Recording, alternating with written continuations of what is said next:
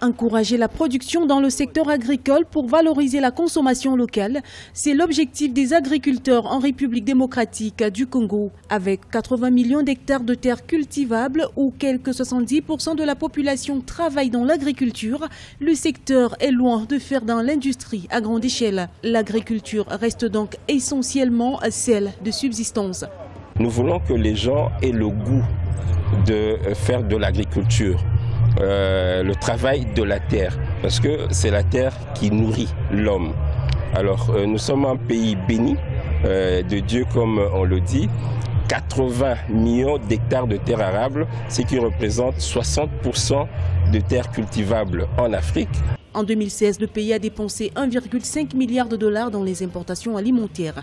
Pour réduire les importations, les autorités prévoient d'augmenter la production en cultivant sur de vastes espaces de terre. Cette mesure va aussi contribuer à la création d'emplois directs et indirects.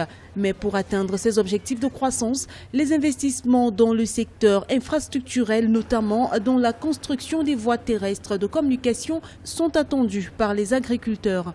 Même ceux qui cultivent au niveau de chez nous, il n'y a pas de route. Le gouvernement devrait songer à faire en sorte comment l'agriculteur qui n'a pas suffisamment de moyens peut arriver à pouvoir vendre ce qu'il a planté.